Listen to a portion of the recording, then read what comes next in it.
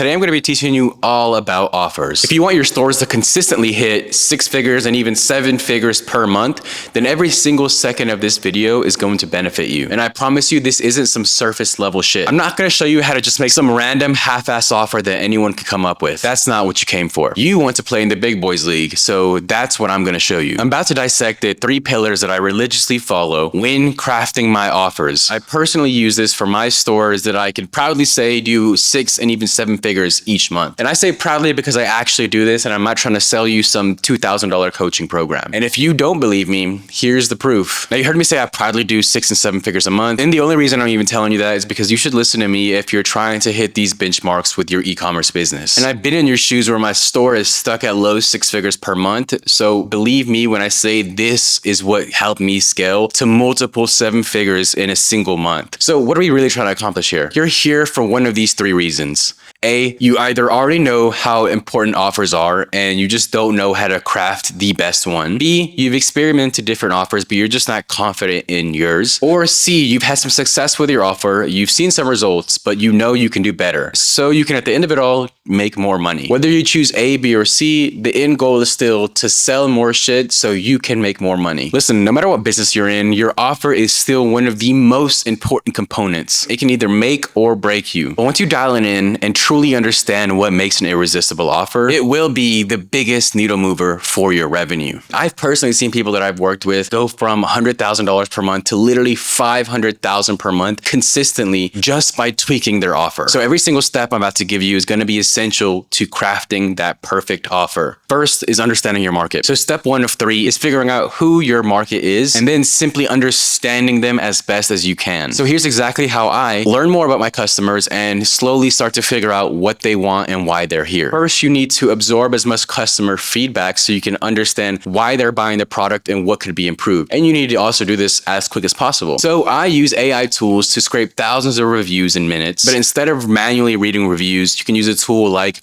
reviews.ai to scrape thousands of customer reviews on Amazon instantly. This will reveal common complaints, desired improvements, and more importantly, key selling points that these customers actually care about. Now, review farming goes past just looking at Amazon reviews. Another strategy that I keep low key is that I actually scrape influencer videos for reviews as well. A lot of influencers post new products every single day. So instead of guessing what's trending, you can use tools like Kalo Data and Tickstar to scrape videos from these influencers who regularly post about products. And you can read the comments under these videos to understand more about what customers are loving about the products or why customers are frustrated with the product. Both are valid ways to review farm and are key to understanding your customer better. So once you have these reviews collected, you need to find the emotional trigger. For example, people don't just buy skincare because of hydration. They buy skincare to stop looking tired and old. So make note of those triggers because they will be important for your offer crafting. And a real world example for you is when Nike launched the Flyknit shoes, they didn't market them as lightweight shoes. They positioned them as shoes so light they feel like a sock, which hit an emotional trigger for many athletes and runners out there specifically. Your market doesn't just want a product.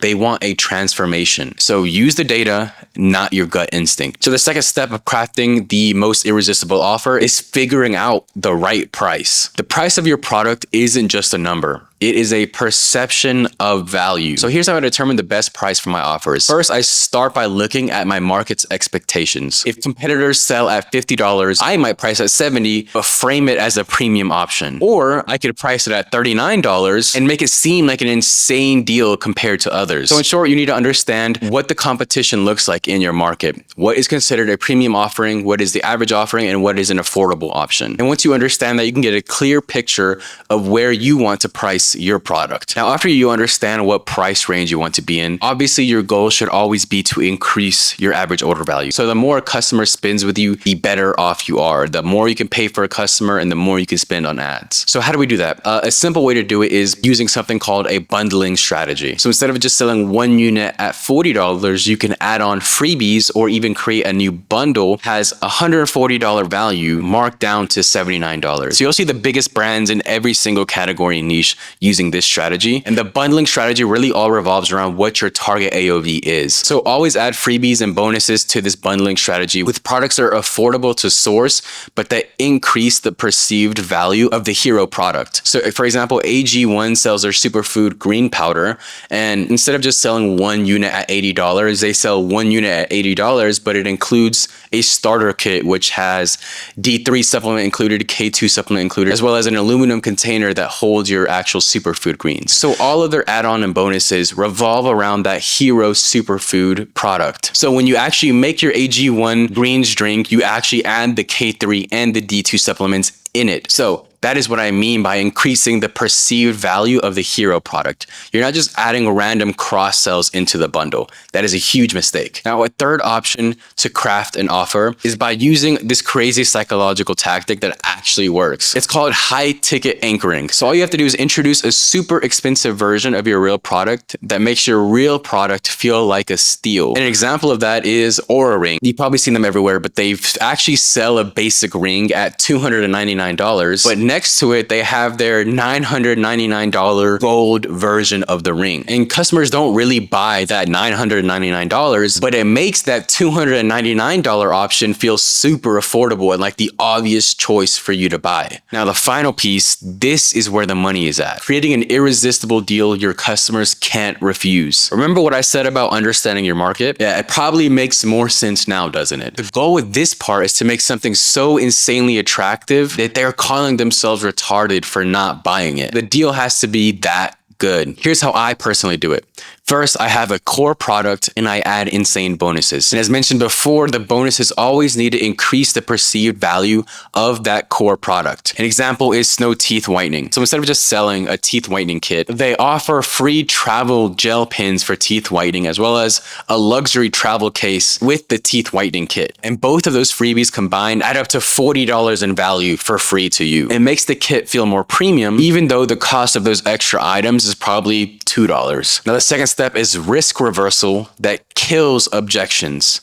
Now, what do I mean by that? So instead of just offering a money back guarantee, you make it conditional based on the customer's results. Now, why does this work? So for an example, a sleep supplement brand might offer a 7-day sleep guarantee. If a customer doesn't experience better sleep after using their product during this period, they get a full refund. Now, why is that important for an offer and why does it work? First, it gives the customer confidence to buy your product, but more importantly, it sets a clear timeline for when they can expect results. And remember, the quicker the results, the higher the perceived value. If a brand can confidently say that you'll see an insane boost in energy within 7 days of using our product, it makes the product feel infinitely more powerful and useful for that person. Not only does this customer feel more confident in buying your product, but now you're claiming that you can guarantee them results, so it makes the offer an even more no-brainer. And now third is scarcity that actually increases conversions. So instead of fake limited stock warnings, create real-time urgency. For an example, you'll see many of the biggest brands have live counters for when a deal is ending, or how much inventory is left, or how often a product has been purchased that day.